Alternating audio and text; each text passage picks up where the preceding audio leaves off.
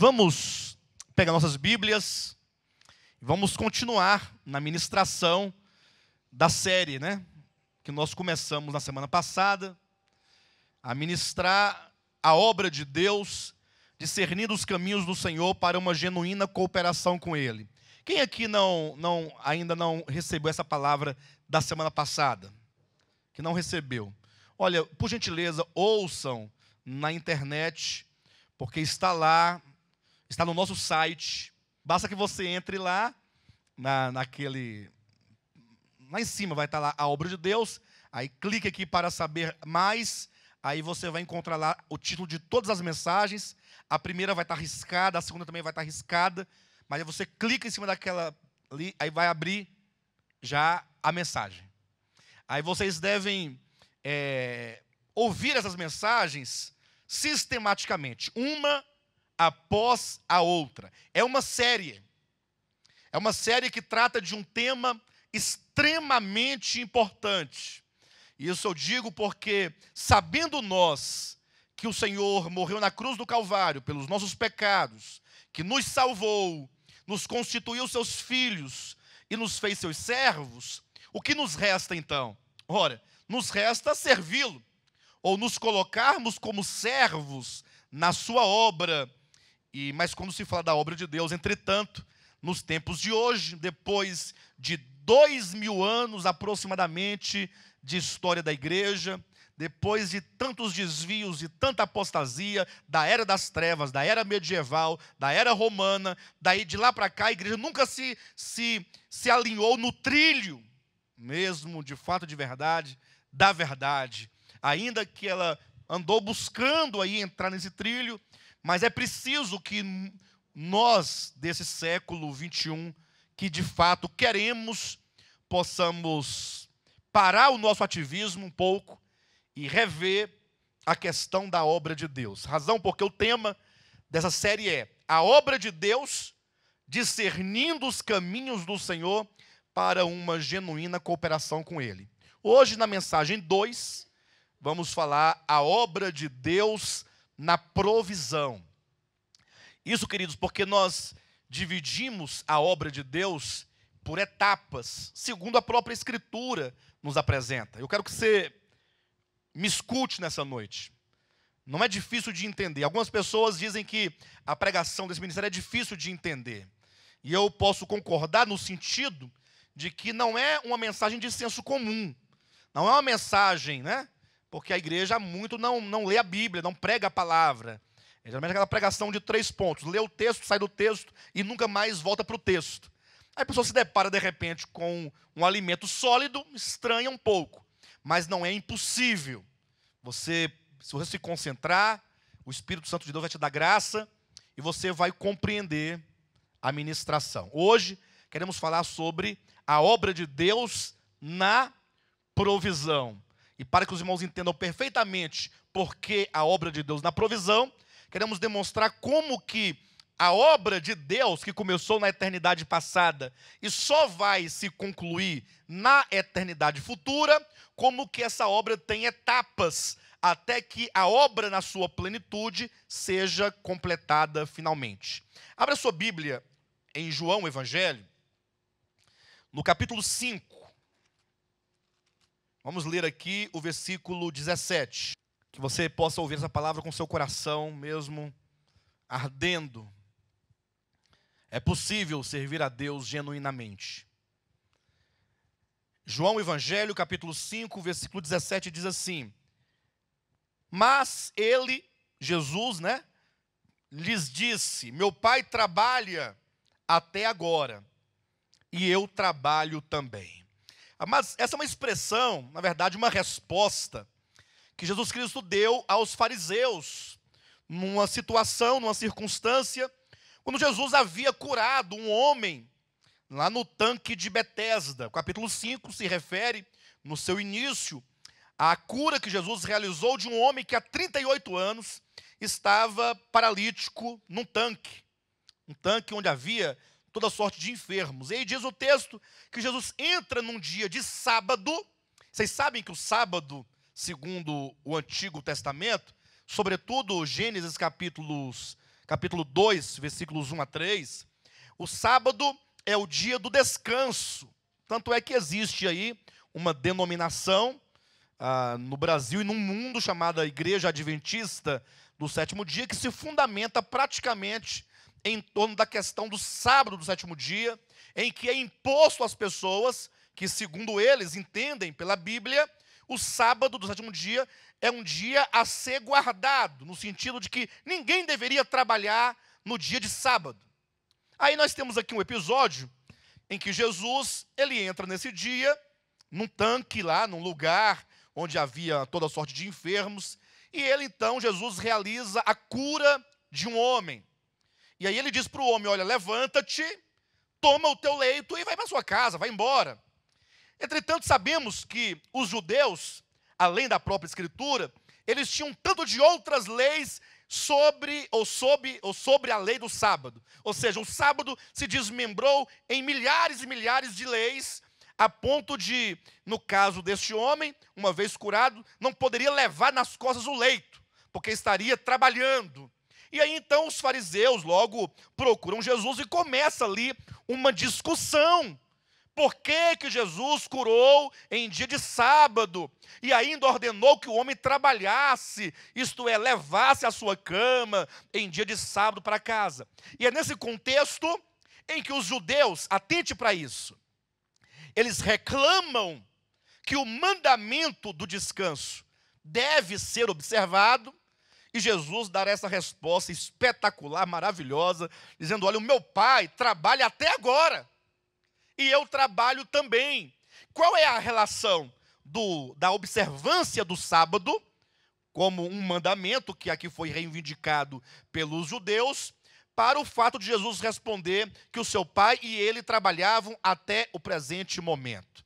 Isso só é possível se entender quando você lê lá no princípio da Bíblia, e daqui a pouco eu vou voltar a esse ponto, é só para os irmãos se situarem aqui, quando Deus termina a sua obra de criação, é dito que ele descansou.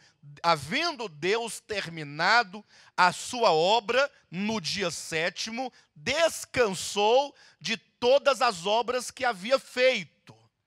Então, o sábado do sétimo dia, enquanto um descanso, ele surge não como uma necessidade de Deus descansar, haja vista que Deus não se cansa e não se fadiga, como está no livro de Isaías, muito claramente que o nosso Deus não se cansa, ele não tem fadiga, e enfim, de modo que o sábado do sétimo dia, como um dia de descanso, ele surge, ele aparece no final da obra da criação, em razão do término da obra. É dito, tudo que Deus fez era muito bom. A obra estava o quê? Completada. Ele começou um trabalho e ele terminou um trabalho. E agora segue-se a conclusão do trabalho, a apreciação da obra. Viu Deus que tudo era muito bom.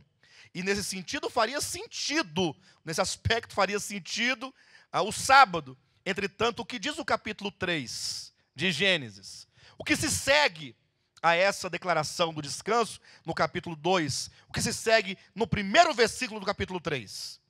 Mas, olha, se no capítulo 2 é dito, viu Deus que tudo era muito bom, agora nos é dito, mas a serpente.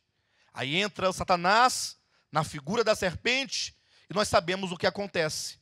Por meio da serpente, o pecado entra no mundo, e agora, aquele mundo outrora criado, que era muito bom, agora não se pode dizer que ele é muito bom, porque o pecado entrou no mundo, e pelo pecado entrou a morte. E agora a morte, as doenças, tudo que é de mal, de caído, faz parte da criação. A criação agora está caída, e portanto Deus, o Pai, ele retoma as suas atividades.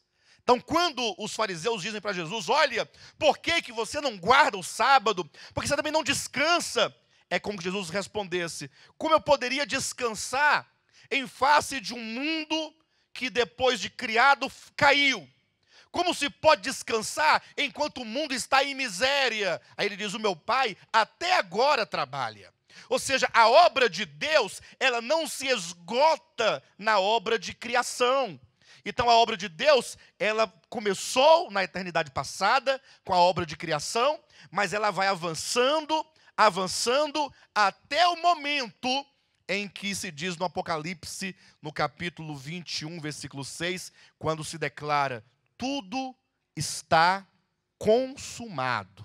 Então, o que eu quero que os irmãos, nessa noite, apreendam a respeito da obra de Deus, é que Deus, ele começa uma obra antes de haver mundo, e ele então vai trabalhando, meu pai trabalha até agora, eu trabalho também, o Pai, o Filho, o Espírito Santo, o Deus Trino, está empenhado numa obra.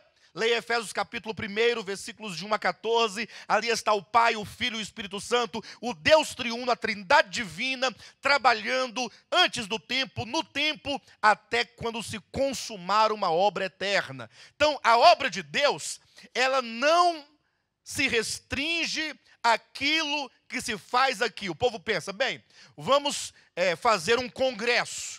Aí nesse congresso vai ficar um irmão na porta, o outro vai ficar na cozinha, o outro vai ficar ali. Então isso aqui é a obra de Deus. Estamos trabalhando para Deus. Como eu disse na semana passada, é possível que muitas dessas coisas que fazemos para Deus contribua, sim, é verdade, para a sua obra. Mas eu quero elevar a ideia dos irmãos com respeito à obra de Deus, não daquilo que você faz para Deus, mas aquilo que Deus começou a fazer, aquilo que Ele está fazendo e aquilo que finalmente Ele fará e será demonstrado, e será declarado, e será manifestado para todo o universo.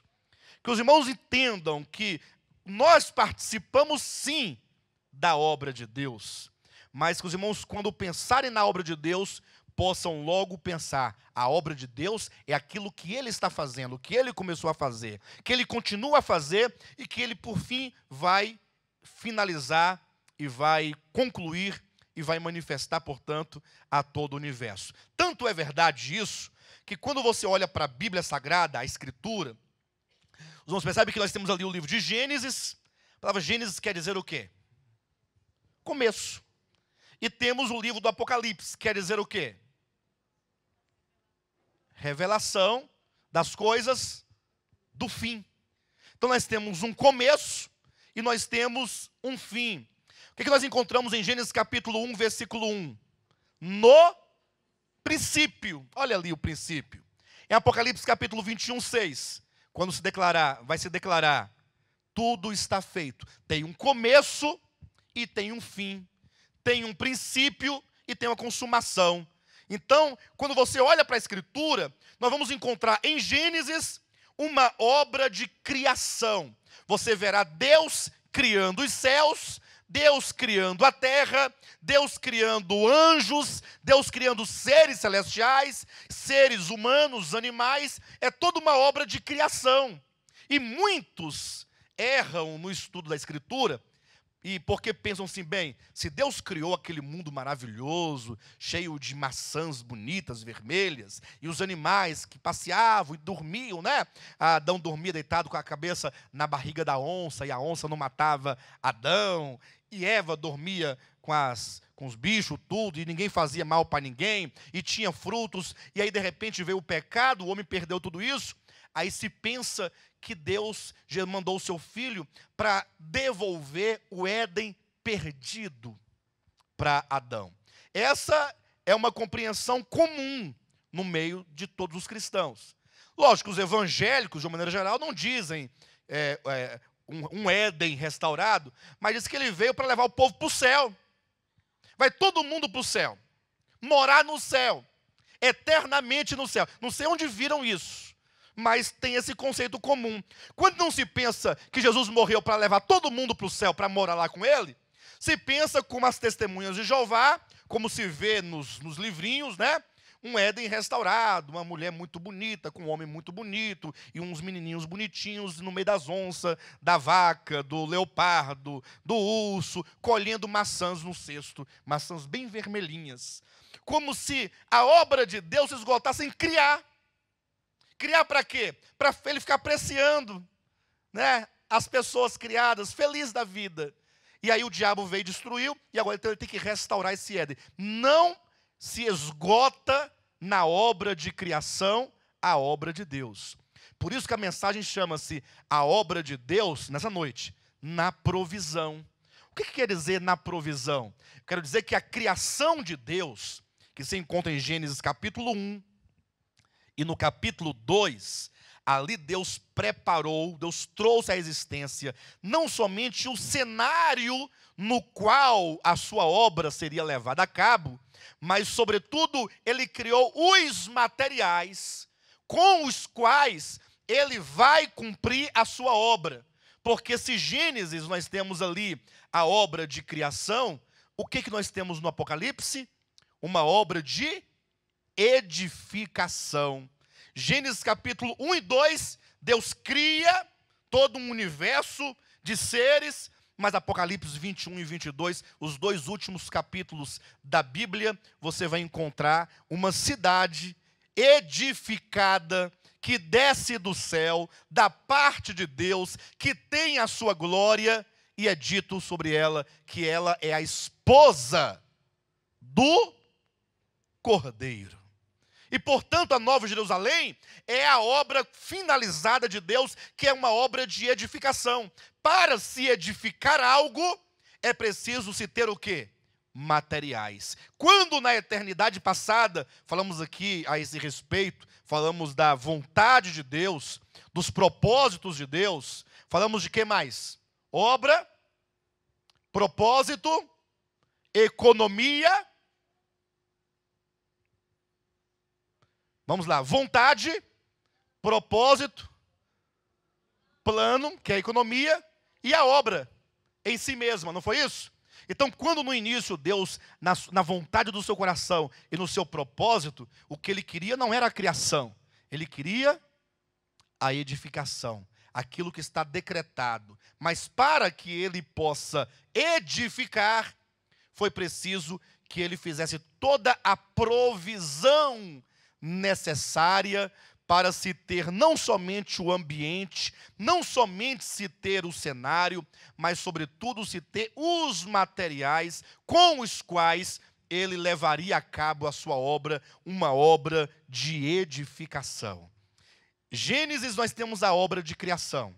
E aí Deus começa a trabalhar com essa criação a fim de levá-la a uma edificação. Não é sem razão que o próprio Jesus declara em Mateus 16, 18, dizendo o seguinte, que eu edificarei a minha igreja, e as portas do inferno não prevalecerão contra ela. Jesus declara que ele havia de fazer uma obra de edificação. Se eu perguntasse para os irmãos nessa noite, o que Jesus está fazendo agora? Qual seria a sua resposta? O que ele está fazendo? Ou o que ele disse que faria? Ele disse, eu edificarei a minha igreja. Não é sem razão que Pedro, na sua epístola, declara, e todos nós, como pedras que vivem, estamos sendo edificados. Olha aí, uma casa viva. Somos pedras vivas e estamos sendo edificados uma casa para Deus. Então, a Bíblia fala que Deus tem a sua obra na criação e a sua obra na edificação. A criação visa a edificação. Aquilo que Deus deseja no seu coração só será consumado e alcançado plenamente quando a Nova Jerusalém descer do céu, ataviada como esposa. Lógico, esse tema é muito amplo e nós falaremos com precisão a seu respeito na conferência. Basta que os irmãos não deixem de vir, dias 18, 19 e 20 do mês de outubro. Portanto, nós temos aí os dois extremos da Escritura.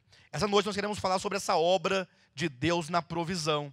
Queremos começar lá na eternidade passada, como que Deus criou. Como foi essa criação? Nós vamos até o momento da criação do homem. Porque na semana que vem, nós vamos falar sobre a obra de Deus na preparação. E aí então, falaremos sobre a obra de Deus na encarnação. Não é na reencarnação, viu?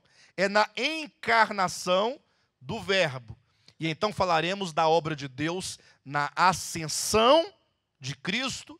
E então concluiremos com a obra de Deus na sua segunda vinda. Então, o objetivo de entender tudo isso, talvez alguém diga assim, pastor, mas não basta pregar o evangelho?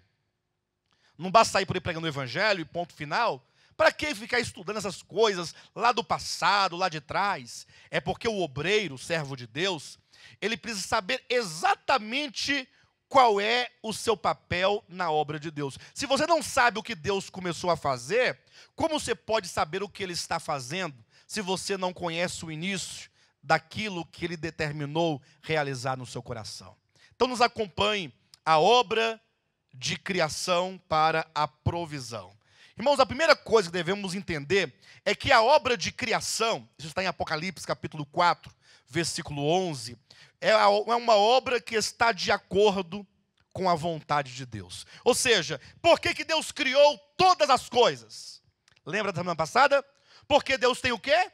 Uma vontade no seu coração. Abre em Apocalipse capítulo 4, versículo 11, e veja que a obra de criação não é algo que Deus faz simplesmente por fazer, mas é algo que nasce em razão do desejo do seu coração. Capítulo 4, versículo 11 de Apocalipse, diz assim, olha: Tu és digno, Senhor, e Deus nosso, de receber a glória, a honra e o poder, porque todas as coisas Tu criastes, sim, por causa da Tua vontade, vieram a existir e foram criadas. Todas as coisas criadas, não importa se são as dos céus, as da terra, do mundo visível ou dos mundos invisíveis, nós vamos perceber que tudo que existe foi criado por Deus a partir da sua vontade, ou da vontade do seu coração.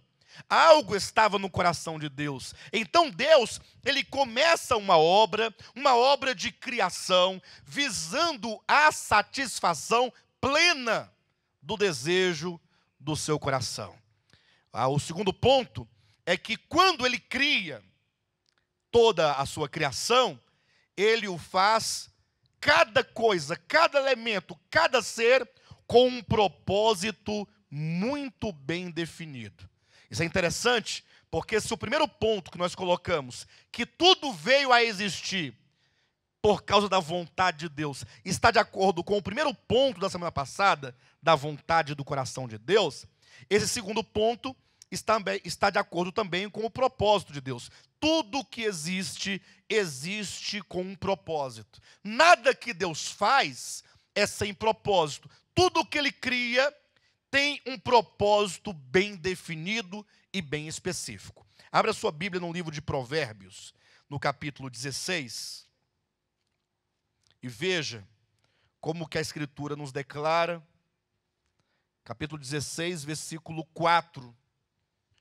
O Senhor fez todas as coisas para determinados fins, e até o perverso para o dia da calamidade. Você é capaz de declarar esse texto com paz no seu coração?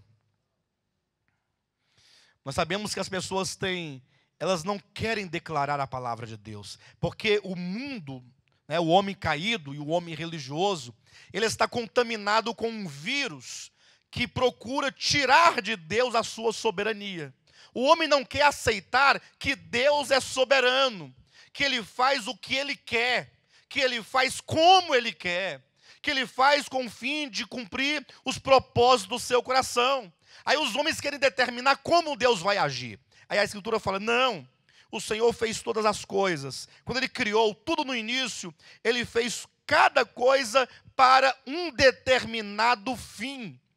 De maneira que, quando Deus cria, aquilo que é criado já tem um objetivo. E aquilo para o qual o Senhor o fez, há de ser cumprido cabalmente. Aí o texto diz que até o perverso foi também criado para o dia da calamidade. E são poucos os cristãos que podem se inclinar diante deste Deus da Escritura. Talvez nessa noite nós tenhamos pessoas aqui, ou mesmo pessoas que vão assistir a esta mensagem pela internet, enfim, possam discordar desse texto. Falar, não, eu não posso concordar, porque eu penso que Deus criou todo mundo para ser uma coisa só. Se mudou é porque o homem, ou foi o anjo, ou foi o diabo, ou foi o Satanás, alguma coisa não quis. Como se os planos de Deus, porventura, pudessem ser frustrados. E as coisas não são assim. Quando eu digo o Deus da Bíblia, eu quero dizer, não o Deus dos evangélicos, não o Deus dos católicos, não o Deus dos protestantes, ou de quem quer que seja, é o Deus da Escritura. Porque o Deus da Escritura, ele se revela nas páginas da Bíblia Sagrada. Porque os homens, ao longo dos tempos, eles criam deuses. E aí não é que Deus cria homens à sua imagem e semelhança, é o inverso. Os homens criam deuses à sua imagem e semelhança. Ou seja, o homem cria, ele projeta, ele imagina, ele acaba por forjar um Deus que ele julga ser o verdadeiro, que tenha as suas características, que tenha o seu pensamento, que tenha as suas ideias, que siga exatamente o que o homem quer. Aí eu digo, não, nós aqui seguimos o Deus da Bíblia. Aí o Deus da Bíblia é este Deus que cria todas as coisas para determinados fins, e até o perverso para o dia da calamidade. Então, vai reunindo as informações. Todas as coisas foram criadas por causa da vontade de Deus, Apocalipse 4:11, e agora todas as coisas foram criadas de acordo com o propósito ou com os propósitos de Deus.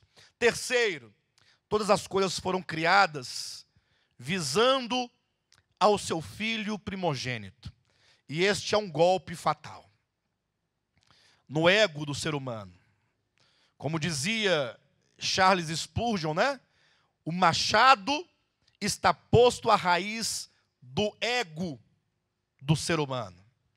Quando dizemos que todas as coisas foram criadas visando ou com vistas ao seu filho primogênito, queremos dizer que tudo que existe, desde o verme, desde as bactérias, ao homem, animais, anjos, arcanjos, principados, potestades, dominadores, mundo visível, mundos invisíveis, galáxias, não importa, tudo o que foi criado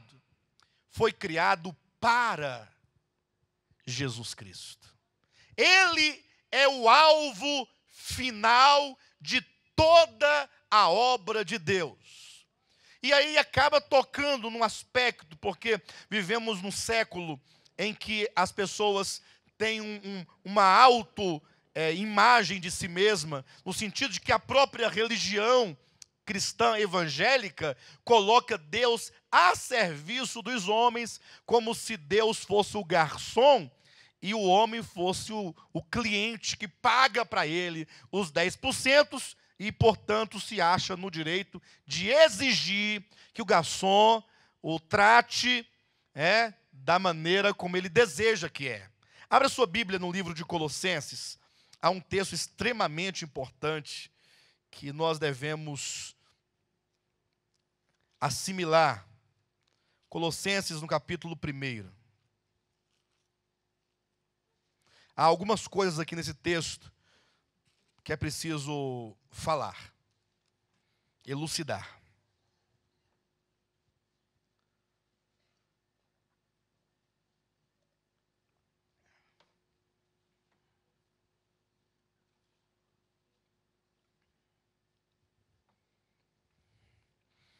Colossenses capítulo 1,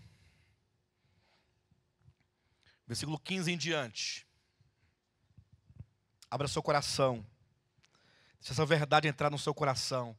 Porque quando ela entrar no seu coração, aí você vai chegar a uma conclusão.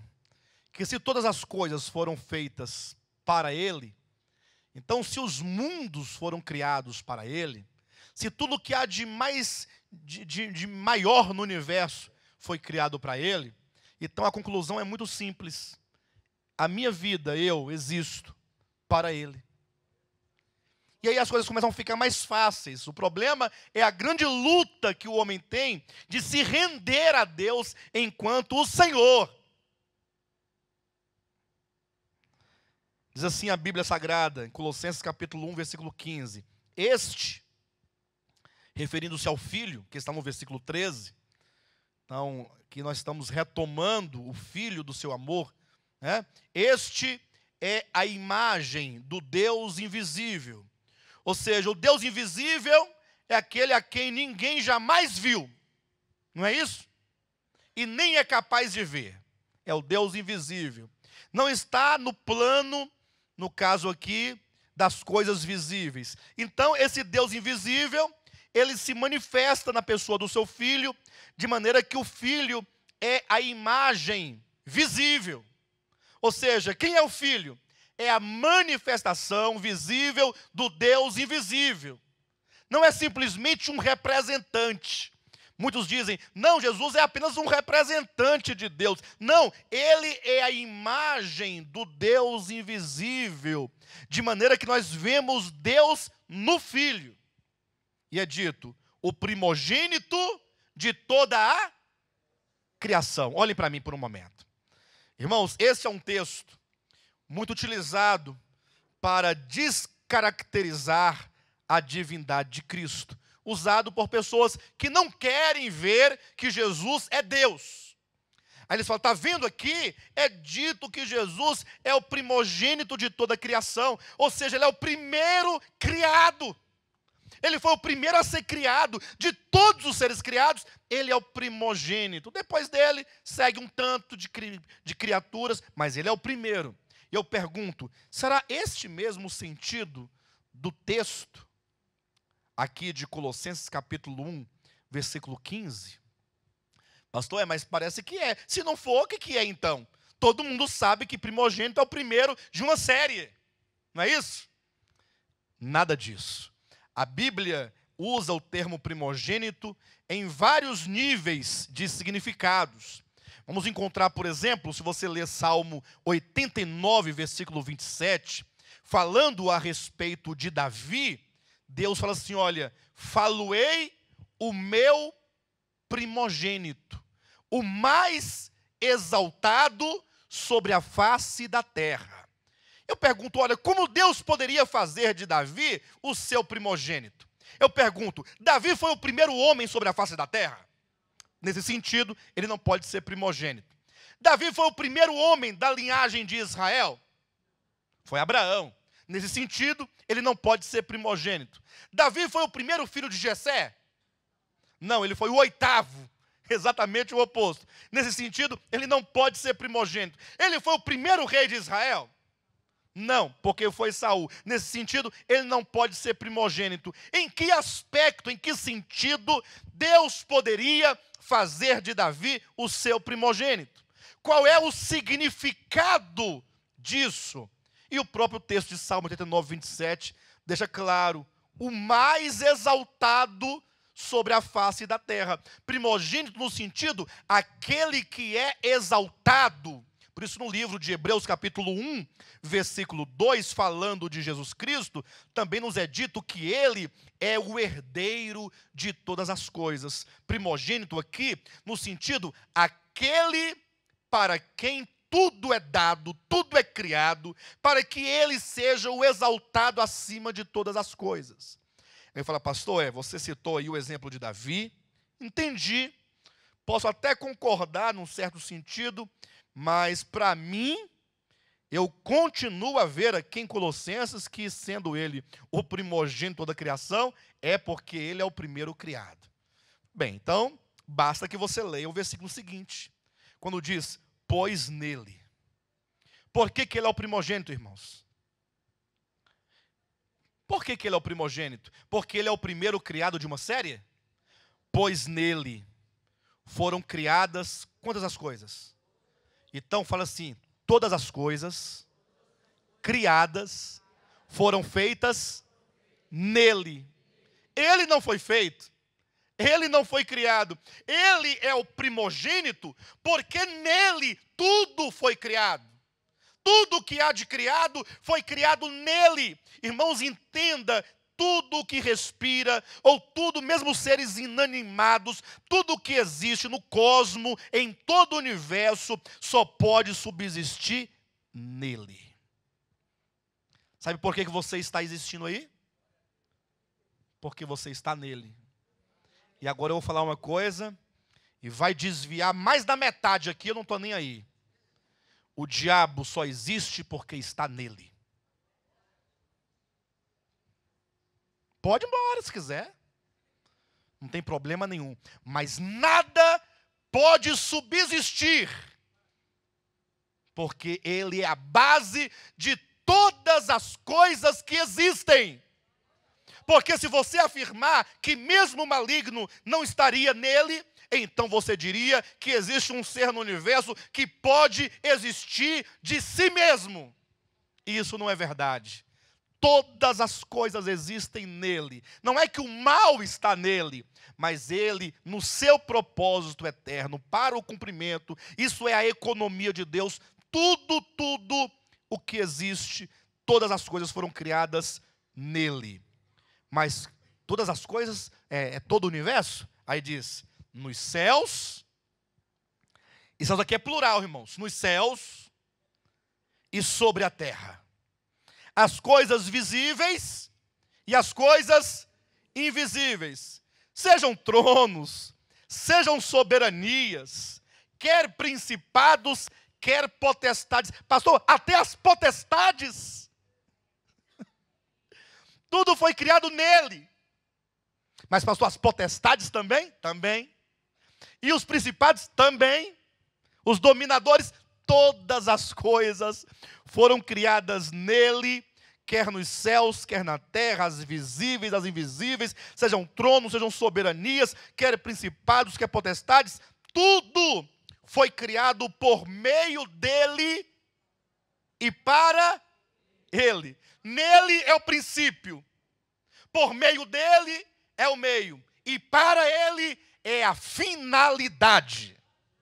Irmãos, tudo que existe, não fique questionando, seja o bem, seja o mal, seja a luz, seja as trevas, tudo que há no universo é a economia de Deus. Deus projetou, Deus planejou, Deus escreveu, Ele decretou, Ele determinou que assim será por causa do Filho.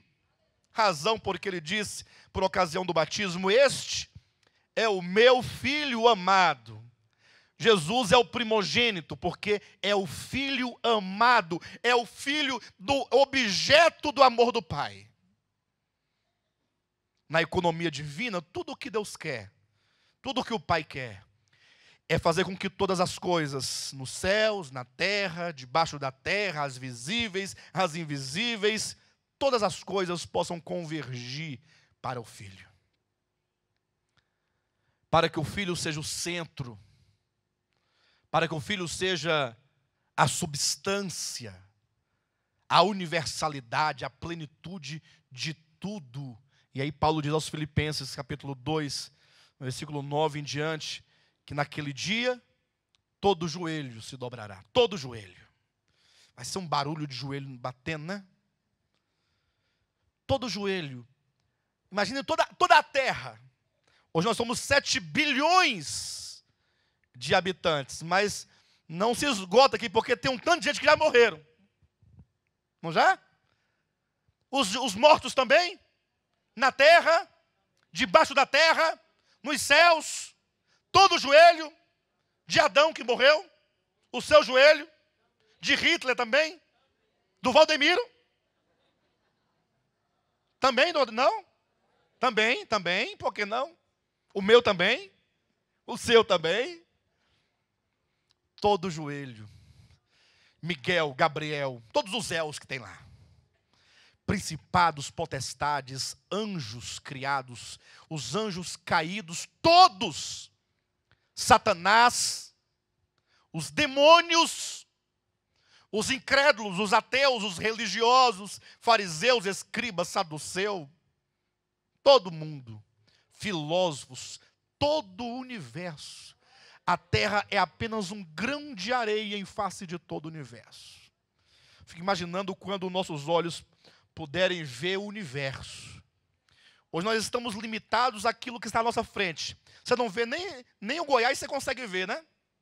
Daqui você não vê o Goiás, mas daquele dia, irmãos, quando todo o universo parece que há véus, e há uma incapacidade humana nossa de contemplar o mundo espiritual. Quando tudo se abrir e você vê milhares e milhares, miríades e miríades de anjos, arcanjos, todos se dobrando diante de Jesus Cristo. Todo joelho se dobrará e toda língua confessará que Jesus Cristo é o Senhor. Que maravilha. É a razão. É a razão. Não tem outra razão. Aí você entende, então, eu tenho que parar de reclamar, de murmurar, porque se tudo existe para Ele, e eu fico murmurando, porque eu quero as coisas para mim. Comece a projetar a sua vida para Deus. Aí você começa a entender a obra de Deus, para que você possa se situar de maneira adequada nesta obra. Toda língua confessando, todo joelho se dobrando. Você pode começar a fazer isso hoje. Não tem que esperar para aquele dia, né? Hoje você já pode realizar isso. A obra da criação, por causa da vontade de Deus, de acordo com o propósito de Deus, visando ao seu Filho primogênito, que é o Filho amado, que é o Filho do seu amor, aquele por meio de quem, para quem e em quem todas as coisas foram criadas. Mas como se deu essa economia da criação, hein, irmãos? Como foi que Deus criou todas as coisas? Nós temos aí Gênesis capítulo 1, todo esse capítulo nos mostra a economia da criação de Deus, ou o plano, como Ele projetou, como Ele criou. Isso é maravilhoso. Eu sei que muitas pessoas olham para o livro de Gênesis, capítulo 1, e até desprezam, né?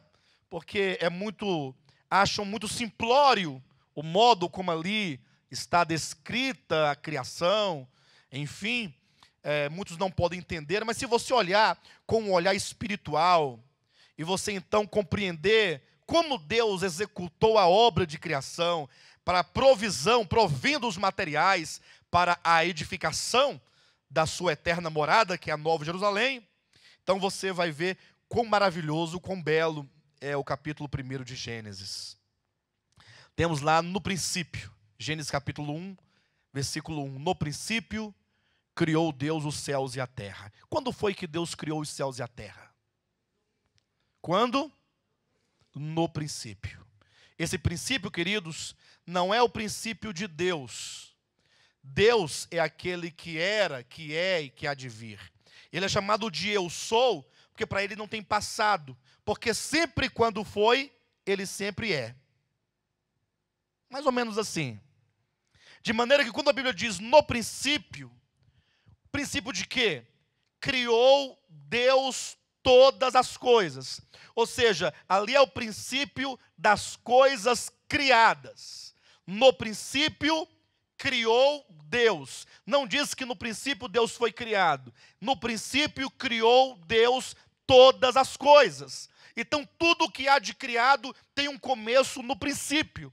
Deus, entretanto, está fora deste princípio, como João também declara de maneira expressa, dizendo que o verbo estava com Deus no princípio, e ele diz, no princípio era o verbo. O verbo não foi criado no princípio. Quando se estabeleceu o princípio, lá estava o verbo como um ser eterno, ao lado do Pai e com o Pai. De maneira que este é o começo da obra. E como foi que ele criou os céus e a terra? Entenda, amados, em nome de Jesus, que a criação da terra está descrita aqui, no capítulo 1, versículo 1. Ele criou o quê? Os céus e a terra. Eu pergunto, mas a terra não está também nos céus? Ou não está? Por que não é dito que ele criou os céus, a terra, Marte, Vênus, Júpiter? Por que não diz isso? Ora, porque os céus já subtende esses céus em que está aí cheio de corpos celestes, Nós pensamos, inclusive, que a Bíblia declara certamente, né, que há vários céus, há o primeiro céu, esse que nós vemos, há um segundo céu, há um terceiro céu, a Bíblia menciona até o terceiro céu, mas não se esgota, tem o quarto, o quinto, o sexto, o sétimo e até possivelmente o oitavo céu. Falamos isso apenas em conjectura. Nos estudos aqui de manhã, que nós tivemos aqui na nossa escola de treinamento Querigma, vamos falar tudo isso de maneira bem particular, bem explicada. Agora temos que passar rapidamente, porque o tempo não permite. Mas por que diz que Deus criou os céus e a terra? A terra é colocada na Bíblia, queridos, como sendo algo peculiar. Porque é aqui, neste lugar, que Deus escolheu para fazer ou trazer a consumação do seu propósito eterno. O seu filho foi crucificado aqui nessa terra. Ele vai ser exaltado aqui nessa terra. É o ponto de convergência de todo o universo. Todo o universo está voltado com o seu olhar para a terra. É o palco, é o cenário onde a obra de Deus será plenamente consumada. E quando Deus então criou os céus e a terra, há de se entender aqui, porque muitos passam despercebidos e pensando que o mundo, os céus e a terra, foram criados em 7 dias. A gente aprende isso na escolinha de crianças, né? Nas musiquinhas da Cristina Mel, nas musiquinhas da Aline Barros, ou mesmo da Ana Paula Valadão, ou musiquinhas de criança, infantil. As musiquinhas todas, ao falarem da criação, diz que Deus criou o universo em 7 dias. Pastor, mas e não é não? Eu diria não. Porque os céus e a terra foram criados no princípio. O que se diz lá, primeiro dia, segundo dia, terceiro dia, ali é uma obra de restauração. Tanto é que se eu perguntasse para os irmãos, em qual dos 7 dias ditos da criação, Deus criou a terra? Planeta. Primeiro dia, separação da luz e das trevas. Primeiro dia. Segundo dia, separação das águas de cima, das águas de baixo. Aí a água não foi criada. Até agora ele separa as águas que estavam, mas ele não cria as águas. E quando foi que ela veio à existência? Terceiro dia, separe as águas de baixo, afaste-se, né, ajuntem-se num só lugar e apareça a porção seca. Ora, a porção seca estava imersa em água, que ela sai, ela emerge agora das águas, aparecendo agora a porção seca. Então Deus não criou a terra nesse dia. Ele ajuntou, né, as águas para que a porção seca surgisse emergindo de debaixo das águas. E assim nós vamos verificar que não há exatamente uma obra de criação nos 7 dias de Gênesis capítulo 1, versículo 3 em diante. De maneira que nós temos que separar assim. Versículo 1, no princípio criou Deus os céus e a terra. Versículo 2, a terra, porém, estava sem forma e vazia. A versão atualizada diz, a terra estava sem forma e vazia. Talvez se você estiver com a Bíblia na versão corrigida, você vai encontrar a terra era sem forma e vazia. E depois, do versículo 3 em diante, começa uma obra de restauração. Essa divisão, versículos 1, 2 e 3, tendo o versículo 2 aí como se fosse um hiato entre a criação no início e a recriação nos versículos 3 em diante, é muito importante. Porque quando Deus criou a terra e os céus no princípio, nós temos o testemunho da Bíblia Sagrada. Isaías 45, 18, por exemplo, diz o quê?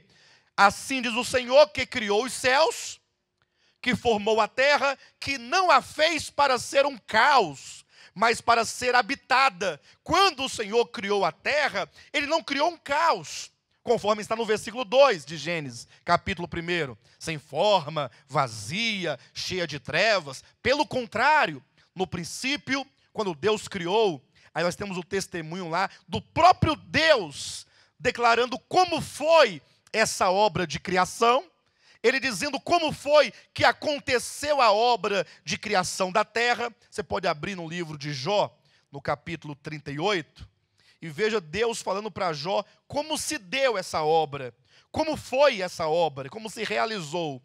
Capítulo 38, a partir do versículo 4. Jó 38, versículo 4 em diante, diz assim. Isso aqui é Deus perguntando para Jó. Onde estavas tu quando eu lançava os fundamentos da terra? Então, ele diz que quando ele criou a terra, ele começou lançando os fundamentos. Então a terra não era algo sem fundamento, tinha os fundamentos. Versículos 5. Dize, ou melhor, quem lhe pôs as medidas, se é que o sabes? Então nós vemos aqui claramente como que o texto sagrado diz que a terra tinha o quê? Medidas. Tinha os fundamentos e tinha as medidas. Veja o versículo 5 ainda. Ou quem estendeu sobre ela o cordel? Versículo 6. Sobre que estão fundadas as suas bases? Ou quem lhe assentou a pedra angular? Ou seja, a terra, quando criada, gozava de um perfeito esquadro. Aí estava ali a pedra angular, tinha as bases, tinha as colunas, uma terra em perfeito equilíbrio. Versículo 7. Quando as estrelas da alva juntas alegremente cantavam e rejubilavam todos os filhos de Deus. Então nós vemos aqui o próprio Deus perguntando para Jó: Jó, você estava onde quando eu criei a terra? E aí ele começa a demonstrar como que ele realizou esta obra de criação. A terra criada no princípio gozava de perfeição. E isso está de acordo com Ezequiel, capítulo 28, a partir do versículo 12 ou 13 em diante. Quando falando ali a respeito de Lúcifer, é dito que hoje o que nós conhecemos por Satanás, por diabo, alguns conhecem mais por capeta, mas é o mesmo. Quando esse indivíduo foi criado originalmente, ele foi criado reto. Diz a Escritura, está em Ezequiel, capítulo 28, a partir do versículo 11 em diante, é dito que ele era o sinete da perfeição. É lógico, alguns poderão dizer, pastor, mas ali não está falando sobre o príncipe de Tiro. Basta que você leia todo o texto para você perceber que ali o príncipe, ou que seja o rei de Tiro, ele é usado tão somente como uma figura, assim como você vai encontrar a figura de Cristo na pessoa de Moisés, a figura de Cristo na pessoa de Josué, a figura de Cristo na pessoa de Davi. A Bíblia usa de personagens humanos para tipificar, para representar um outro ser maior, né? É o caso, acontece lá no livro de Ezequiel, no capítulo 27, 28. Se você for aplicar o capítulo 28 de Ezequiel ao príncipe de Tiro, você não vai conseguir nunca. Olha que se diz que o príncipe de Tiro era o sinete da perfeição. Cheio de beleza e formosura, que andava nos brilhos das pedras afogueadas, lá no Éden, jardim de Deus. Não é verdade? Então ali o rei de Tiro, ele é apenas um tipo de Lúcifer, quando criado, originalmente, cheio de beleza, cheio de perfeição, e a Bíblia diz que ele estava no Éden. Irmãos, antes de Adão estar lá no Éden, e ali a serpente tentá-lo e fazê-lo cair, né? Antes desse momento, lá no princípio, quando Deus criou, a Bíblia diz que Lúcifer fora colocado para habitar o Éden, jardim de Deus. Um ser que, como uma escada, ele unia os céus e a terra. Como uma escada. É importante fazer menção dessa escada e você pensar nessa escada, porque lá em João capítulo 1, versículo 51, vai se referir a Jesus Cristo como essa escada. Não é interessante? Sendo Lúcifer aqui colocado como aquele que tinha um papel de rei e sacerdote. É aquele que representava essa criação aqui embaixo, na presença de Deus. Era aquele, como diz Ezequiel capítulo 28, que com as suas asas cobria a glória de Deus. De todos os seres criados, o único que olhava face a face a Deus era Lúcifer. Interessante que você não vai encontrar na sua Bíblia, essa Bíblia sua aí, a palavra Lúcifer. Você vai encontrar estrela da alva, ou que seja estrela da manhã, que lá na Vulgata, na versão em latim, lá sim, você vai encontrar a palavra Lúcifer, que é uma palavra latina. E é interessante também como que essa expressão estrela da manhã, dada originalmente para esse querubim criado, será por fim dada a Jesus Cristo, conforme está no livro do Apocalipse. E não somente dada a Jesus Cristo, mas o próprio Jesus promete também fazer-nos estrela da manhã a todo aquele que vencer. Então, no início, quando Deus criou, essa terra gozava de perfeição. Lúcifer era o representante. E a Bíblia diz, até o dia em que se achou iniquidade em ti. Nós já falamos muito desse tema, tem conferências ministradas sobre esse tema. Em um dado momento, a Bíblia não diz como, nem onde, nem porquê. Nós sabemos que esse querubim, ele começa a ter uma certa revolta. E começa a ser consumido por um sentimento profundo de inveja. Haja vista que de todos os seres criados, ele era o maior. Mas de repente, começa-se a ventilar, não sei como, lá nos céus, que Deus haveria de criar um outro ser. E que esse outro ser criado em nada se assemelharia a anjos, arcanjos, querubins, porque este ser, que é o homem, seria criado à imagem e semelhança de Deus.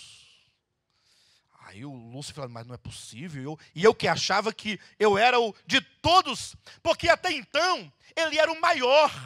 Até então, fora Deus, tirando a divindade, de todos os seres criados, ele estava numa posição de conforto. Mas agora Deus vai criar um outro ser, e este ser é maior. E tem mais, não somente maior, mas todos os seres criados, chamados de maneira genérica de anjos, foram criados para servir aqueles que hão de herdar a salvação. Hebreus capítulo 1, versículo 14.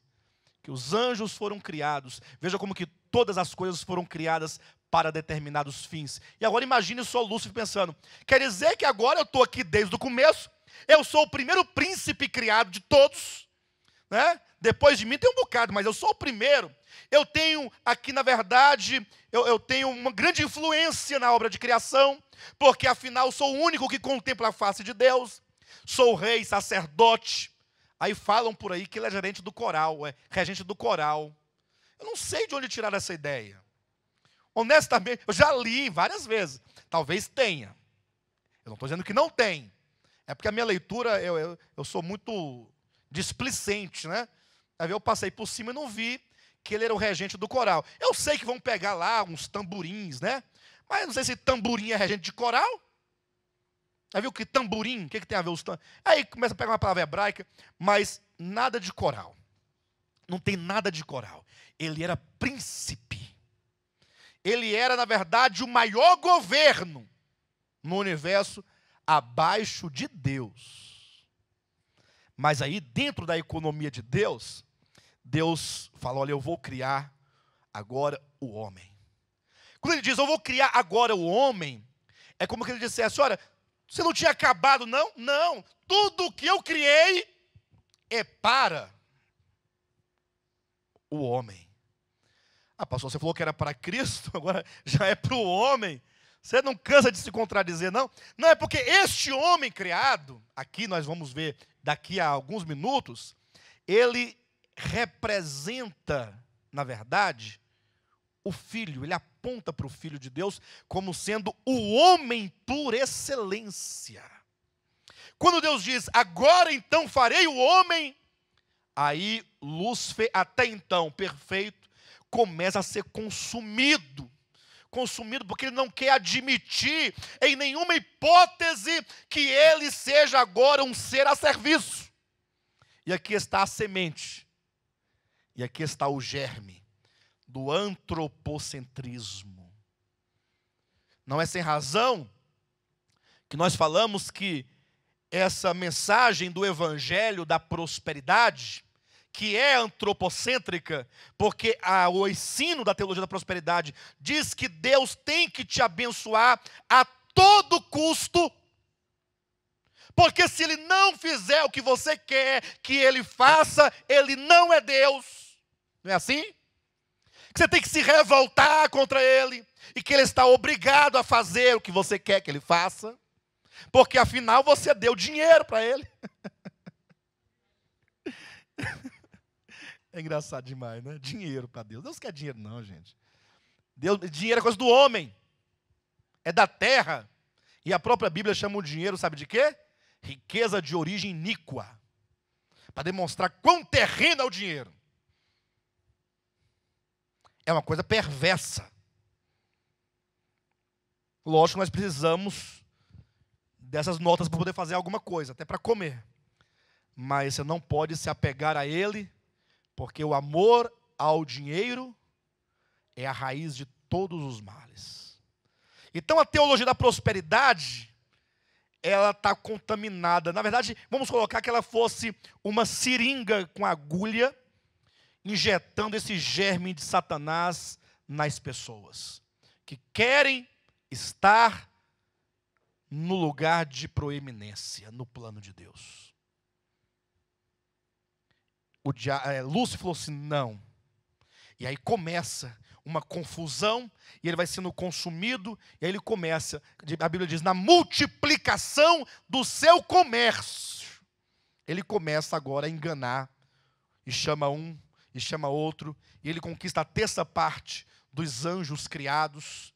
Né? Para os irmãos terem uma ideia, de todos os que estavam sob o seu governo, aqui nesse sistema onde nós hoje vivemos, a Bíblia diz que os principados e potestades estão lá em cima.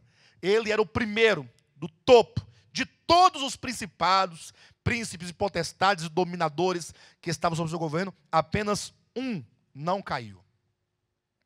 Apenas um não foi contaminado, e não porque este um fosse melhor que os outros, mas porque este um foi alvo da graça da eleição de Deus.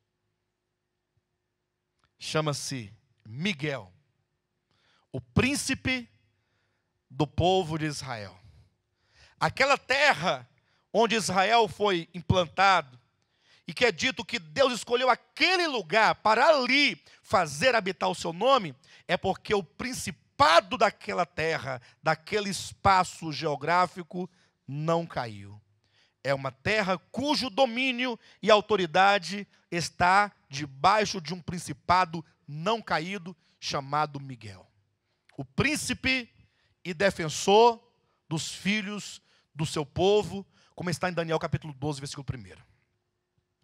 De maneira, queridos, que houve a queda de Satanás, de Lúcifer, agora Satanás, e quando ele cai, todo esse sistema no qual ele governava também cai. É por isso que nós temos o versículo 2 de Gênesis capítulo 1. A terra estava sem forma e vazia, e havia trevas sobre a face do abismo. A terra chegou a ser um caos. Ela foi criada originalmente perfeita, mas ficou agora caótica, em treva, desolada, vazia, cheia de morte, por causa do juízo que recaiu nessa terra sobre seus habitantes, por ocasião da queda de Lúcifer. Olha para o capítulo 2, capítulo 1, versículo 2. Quando Deus julga, quando há rebelião, quando há juízo, aquela é a condição que fica. E a Bíblia toda, ela vai dar consistência. Quando Deus julga, se descreve sem forma, vazia e cheia de trevas.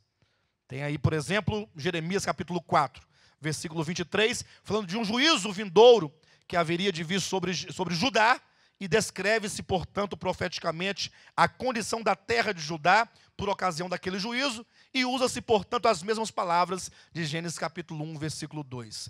E então, ali estava agora, houve um grande dilúvio, e a terra foi destruída. Pastor, mas tudo isso, como é que foi isso? Tudo segundo os planos de Deus. Os irmãos vão ver lá na frente, quando nós formos falar sobre a encarnação, que se não houvesse a queda, porque sempre tem essa questão, se não houvesse a queda de Lúcifer, o que seria? Não seria, porque não seria possível que o filho chegasse ao pódio onde ele chegará por fim. Então a economia de Deus quer dizer que Deus está no controle de tudo o que acontece. Deus não tem o plano A, o B e o C, e de acordo com o que vai acontecendo, ele vai tentando ajeitar ou ajustar as coisas. Não pensem que a queda de Lúcifer e posteriormente a queda do homem foram coisas que frustraram ou entraram atrapalhando o plano de Deus. Não, pelo contrário, ocorreram para que o propósito de Deus se cumprisse cabalmente, conforme ele predeterminou. Talvez você não entenda ainda. Você fica com um pé atrás, mas será isso mesmo? O problema, queridos, é que nós estamos muito aquém de Deus. Nós somos infinitamente menores do que Ele. Como o próprio Deus diz em Isaías 55, né? Versículo 8, os meus pensamentos não são os vossos pensamentos, os meus caminhos não são os vossos caminhos. Como distam os céus da terra, assim são os vossos pensamentos em relação aos meus. Ou seja, nós estamos aquém e muito. E quanto mais você é ganho pelo Senhor, pouco a pouco, seus olhos espirituais vão se abrindo e você vai podendo compreender algumas coisas que outrora não se podia compreender. De todo modo, está lá a terra sem forma, vazia, caótica, cheia de trevas, mas o Espírito de Deus pairava sobre as águas, santificando aquele lugar, separando aquele lugar, aguardando o momento em que Deus haveria de restaurar. E aí vem o versículo 3 de Gênesis capítulo 1, e começa toda uma obra ali, agora de restauração. O Senhor vai restaurando,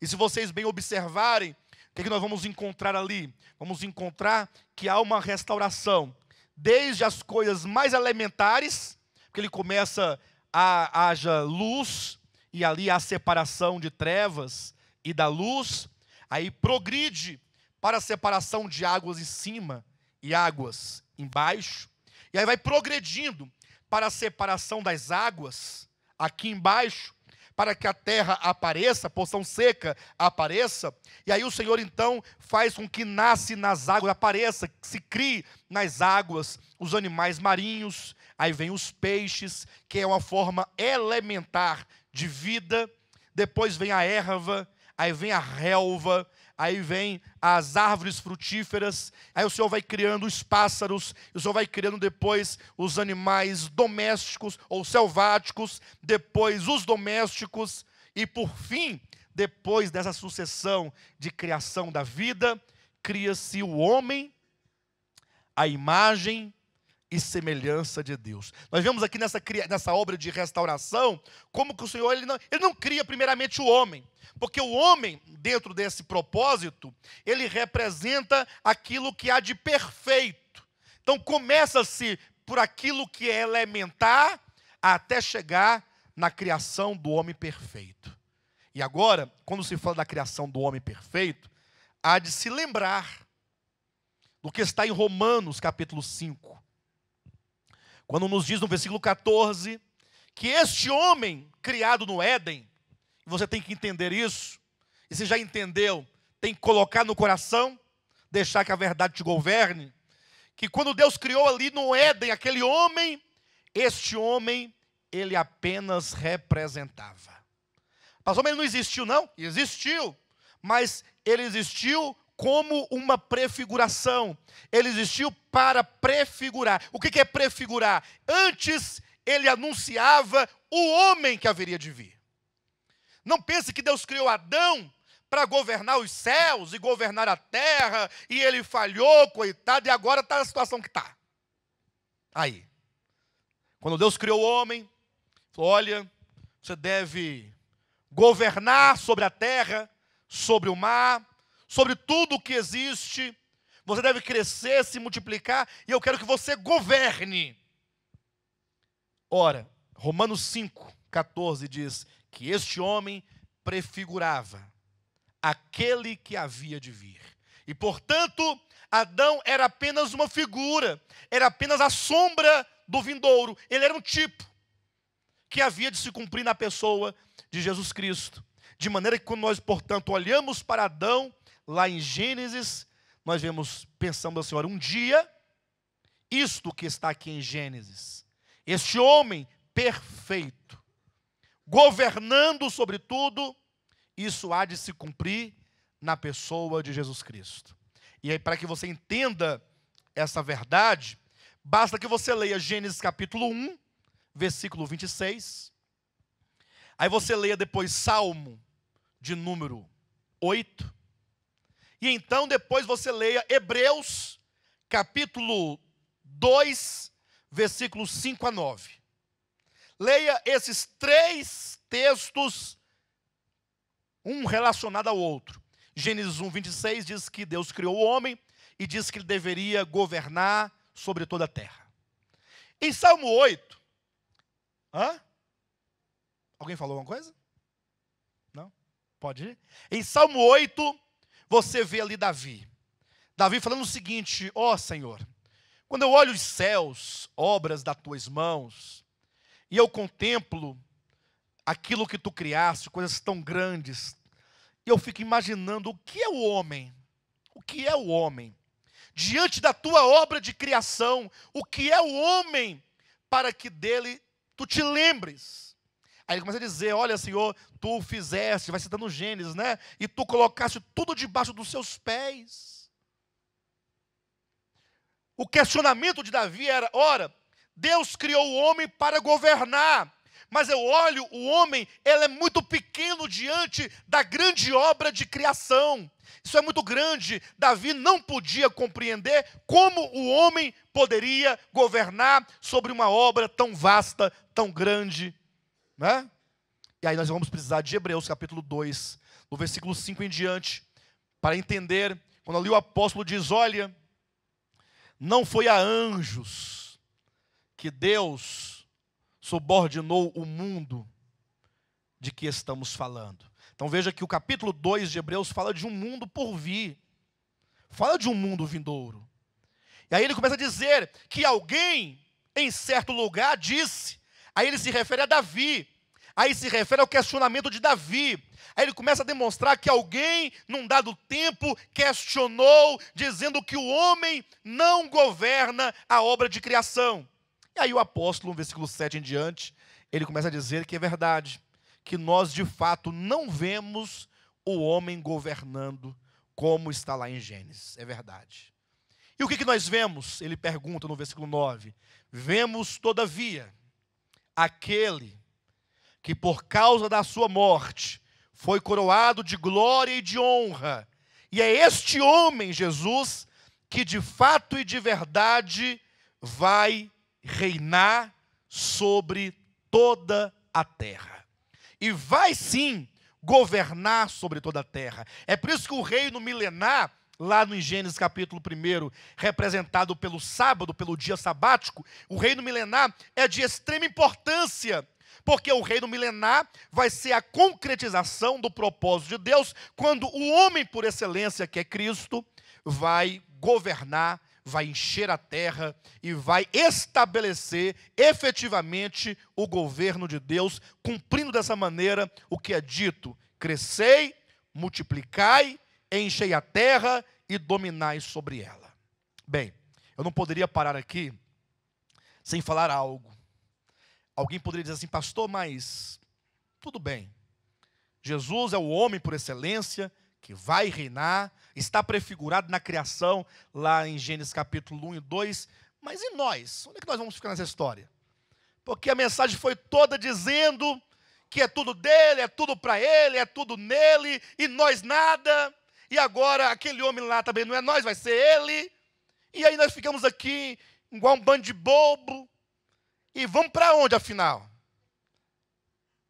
Para onde nós vamos? Raimundo parece que gostou, né, Raimundo? E aí nós vamos ver, olhe para Gênesis então. Quando lá estava o homem criado, perfeito, Deus olhou para o homem, e olhar para Adão é olhar para Cristo, haja vista que Adão prefigurava aquele que havia de vir. E Deus diz, não é bom que o homem esteja só.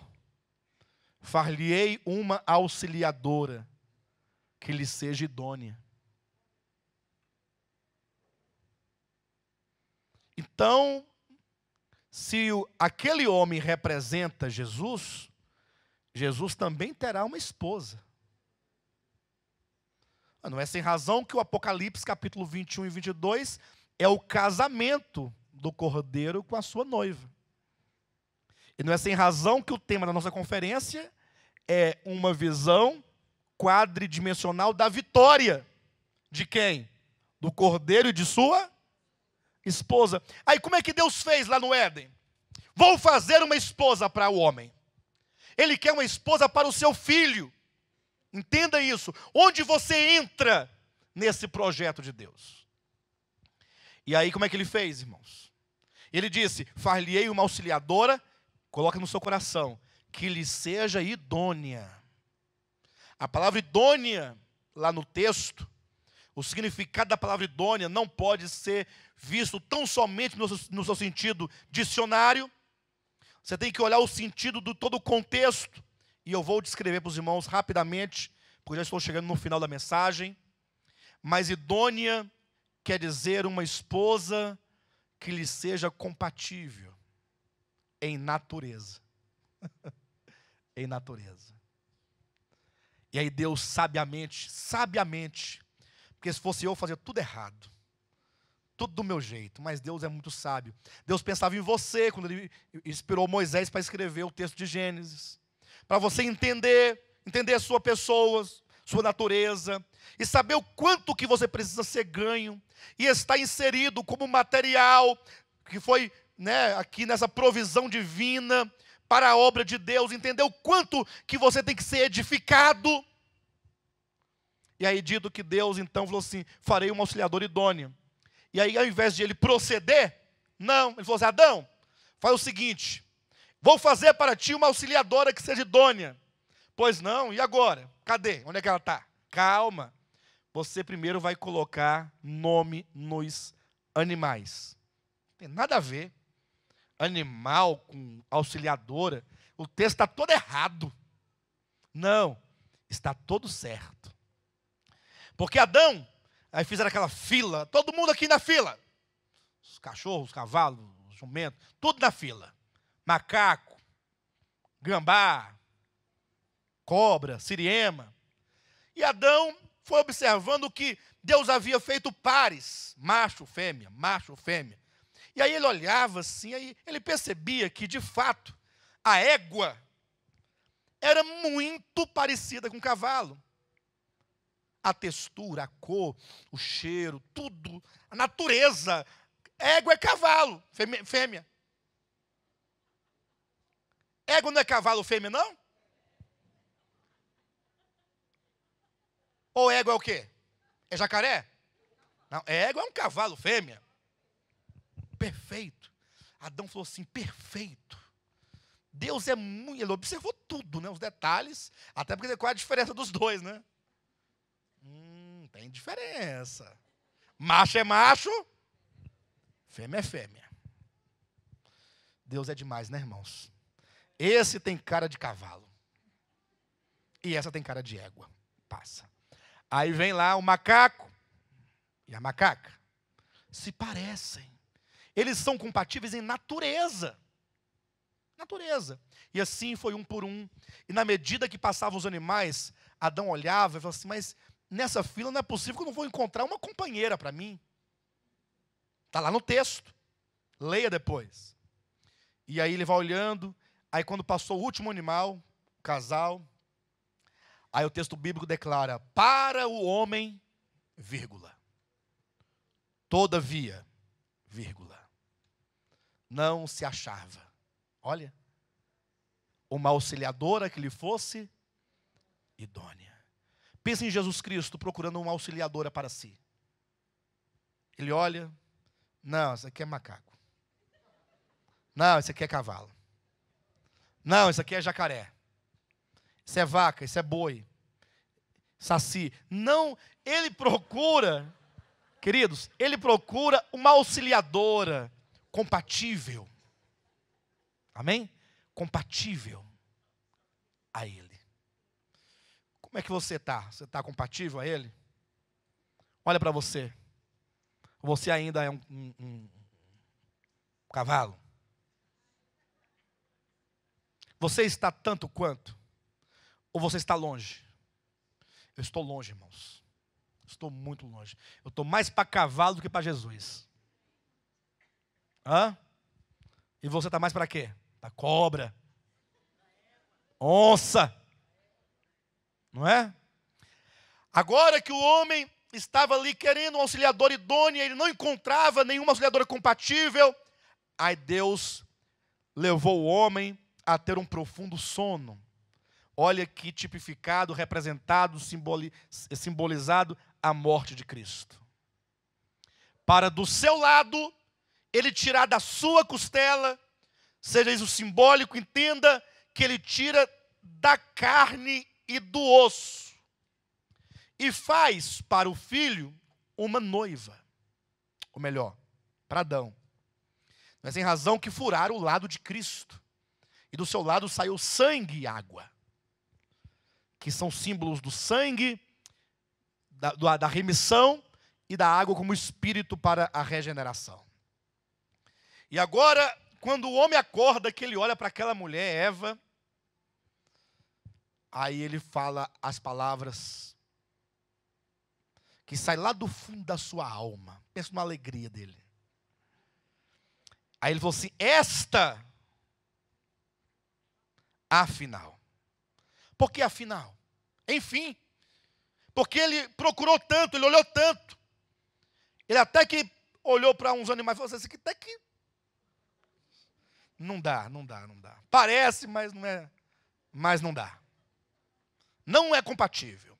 Agora, afinal, é osso dos meus ossos e é carne da minha carne. Então nós devemos ser semelhantes a Cristo interiormente, osso de meus ossos, e exteriormente, carne da minha carne. Mas em razão que em 1 João capítulo 3, versículo 2 diz que quando ele vier, nós o veremos e portanto seremos como ele é. Colossenses capítulo 3, versículo 21, nós teremos um corpo de glória semelhante ao dele. Seremos totalmente transformados, mas enquanto isso não acontece, nós ainda somos como. Entenda, você não é, mas você é como, em relação a Cristo, aqueles animais em relação a Adão.